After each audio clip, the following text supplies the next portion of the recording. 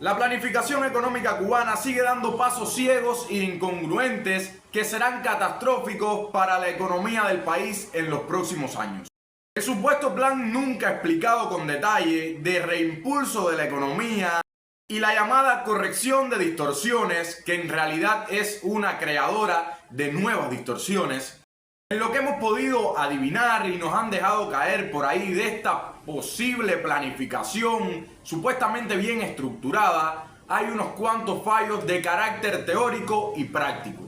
Primero que todo, parece que tienen como uno de los enfoques principales la disminución del excesivo déficit fiscal. Déficit fiscal cubano que es el segundo más grande del mundo después de Ucrania. Hay que recordar que el déficit fiscal es cuando el gasto del Estado, o sea el gasto público, supera la recaudación pública del Estado. Este endeudamiento, o sea este déficit, Cuba lo ha estado monetizando, es decir, Cuba ha estado imprimiendo nuevo dinero, nuevo papel moneda para monetizar este déficit. Y a la larga esto ha generado una gran inflación en el país. Hay dos maneras de corregir este déficit fiscal: o aumentando la recaudación del Estado o disminuyendo el gasto público. Cuba no tiene capacidad para aumentar la recaudación fiscal, es decir, han optado por disminuir el gasto público. Y esto parece una medida lógica de estabilización macroeconómica, pero el problema es cómo lo están haciendo. Disminuyendo el gasto público por el lado de la remuneración del trabajo de los trabajadores cubanos y la remuneración de las pensiones, para con esto disminuir la demanda agregada, es decir, están empobreciendo a los estratos más bajos de la sociedad cubana, para con esto reducir el déficit. Y no están eliminando el gasto público administrativo y el gasto público gubernamental, que son los más grandes que tiene Cuba, acompañado con el gasto en inversiones como la inversión hotelera, inversión que es un total fracaso. Ahora bien, en un proceso de estabilización macroeconómica, donde el objetivo es disminuir el gasto público para disminuir el déficit fiscal, a la par hay que realizar un proceso de liberalización del sector privado.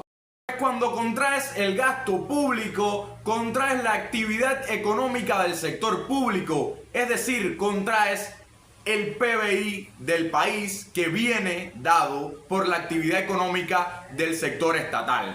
Este recorte de la actividad económica que te brinda el sector público tiene que ser asumido por alguien y tiene que ser asumido por el sector privado. La actividad económica privada tiene que compensar la contracción de la actividad económica pública que se ha realizado por una disminución en el gasto en la misma.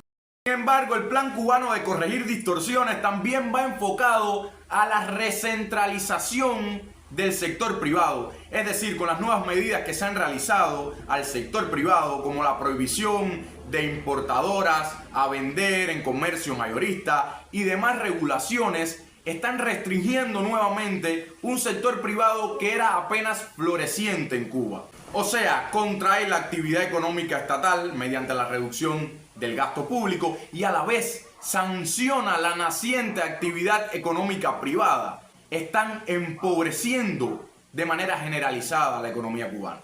Un ejemplo muy claro de parcial éxito de estabilización macroeconómica es la que está realizando Javier Milei en Argentina, con una reducción del déficit fiscal para con esto reducir la inflación que tenía el país, pero a la vez una fuerte liberalización en el sector privado que potencie la inversión extranjera, que potencie la creación de nuevas empresas privadas y con esto la creación de nuevo empleo privado para poder sustituir al sector estatal. Esto sí es un verdadero plan de estabilización macroeconómica y no el que está realizando Cuba, que no tiene ni pies ni cabeza. Contracción del sector público acompañado con una regulación y contracción del sector privado que era apenas naciente, llevará a una contracción total de la actividad económica y esto se verá reflejado en el PBI cubano, el cual lleva años sin crecer. Si les gustó el video, les gustan los análisis de economía de Cuba y del mundo, denle like y suscríbanse al canal. Los vemos en un próximo análisis.